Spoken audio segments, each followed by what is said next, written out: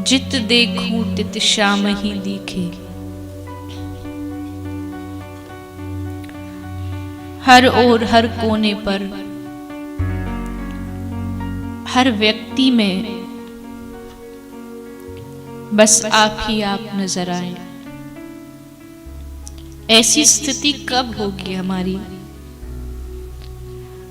बस पढ़ते हैं शास्त्रों में कि ऐसा होता है प्रेमियों के साथ। एक समय आता है जब उसको अपने प्रियतम के अलावा, अपने आराध्य के अलावा कुछ भी भाता ही नहीं।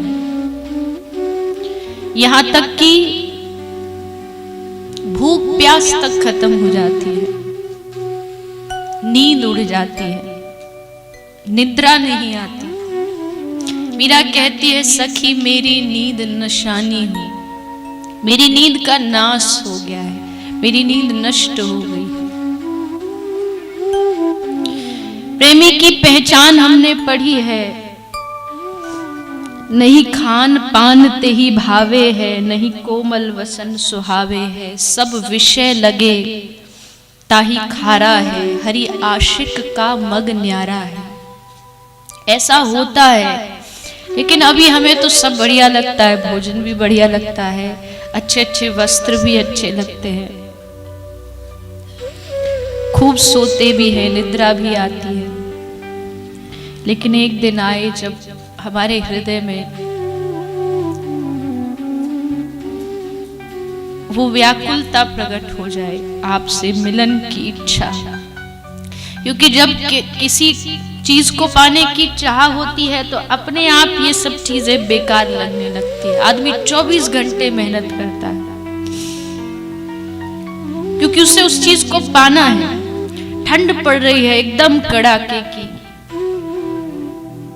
एकदम भयंकर सर्दी है, उसमें भी देखो किसान जाकर के सुबह सुबह ठंडे पानी में बीज लगाता है। क्यों? क्योंकि उसे पता है इसका फल उसे फिर मिलेगा, इसलिए वो मेहनत करने के लिए तैयार। कितना कष्ट सहता है, ठंडे पानी में खड़ा है एकदम ठंड में, क्योंकि उसे पता है इसका परिणाम मिलेगा।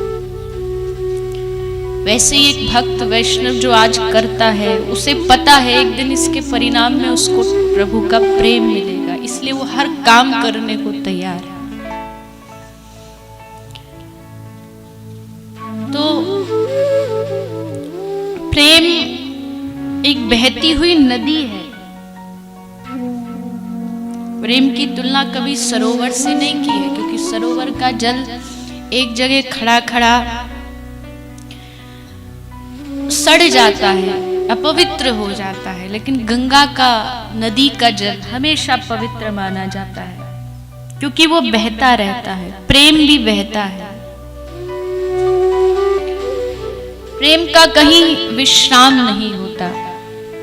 और कह रहे प्रेमी की पहचान क्या है, कैसे पता लगेगा कि ये प्रेमी है? तो कहा, प्रेम दीवाने जो भे चले अटपटे बैन, कबहू मुख हासी छूटे कभी टपके नैन।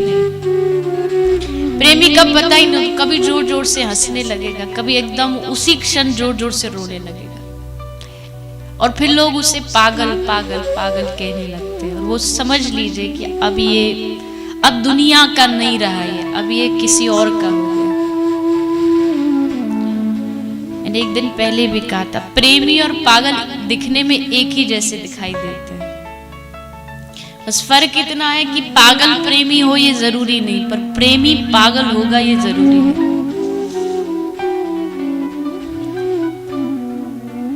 मत्तो भवती, श्री नारद जी कहते हैं, मत्तो भवती, कभी नाचने लगता है, अपने आप ही नाचने लगेगा, कभी एकदम ठहर जाएगा एक ही स्थान पर, पहचान नहीं पाएंगे प्रेमी को। आप कहोगे हमें तो ऐसे प्रेमी कभी मिले ही नहीं। अरे आओ आप कभी हमारे ब्रज में, प्रेमियों का ढेर है, एक से बढ़कर एक पागल है, एक से बढ़कर एक। कोई पड़ा है तो माटी में 24 घंटे लेटा है, कोई रो रहा है तो 24 घंटे आंखें सूखती नहीं अपने ठाकुर की याद में। नहीं खारा तो नहीं। एक बाबा जी रहते हैं बरसाने में, एक राधा बाग है जहाँ श्री राधा रानी, और आश्चर्य देखिए, बरसाने में एक राधा बाग है, एक कृष्ण बाग है। कृष्ण बाग में आप जाएंगे, वैसे तो लोग जानते नहीं है तो जाते भी नहीं, पर जो ब्रज में रहते उनको मालूम है। जब वो जाते कृष्ण बाग में तो पूरा बगीचा एकदम खाली होता, खाली मतलब उस पर कोई पुष्प कुछ नहीं होता। आप शाम को भी जाएंगे तो कोई कली कुछ नहीं होगी, और सुबह होती उस पूरे कृष्ण बाग का जो बगिया है वो फूलों से भर जाता है, और वही फूलों की माला बना के फिर श्री जी का जो मंदिर है राधा रानी का, उसमें धारण कराई जाती है। तो वहाँ एक राधा बाग, वहाँ एक बाबा जी रहते हैं, कोई नहीं जानता, कोई टीवी पर नहीं आते, कोई प्रवचन नहीं देते। तो बाबा जी की कुटिया इतनी बड़ी होगी जितना मैं या आप खड़े होंगे, तो जितनी हाइट होगी उतनी बड़ी कुटिया है, उसी में रहते हैं, बाहर नहीं आते, भोजन कुछ नहीं मांगते, और जब उनको कुछ प्रसाद भी पाना होता, कुछ लेना होता है, तो वो ब्रज की रज, बरसाने की रज उठा के वो पा लेते बस। और भजन जो भी देखने में आप देखो तो कह ना सको कि ये कोई सिद्ध महापुरुष, इतने साधारण, इतने साधारण। ऐसा खजाना ब्रज में भरा हुआ है, हर कोने कोने पे भरा हुआ है।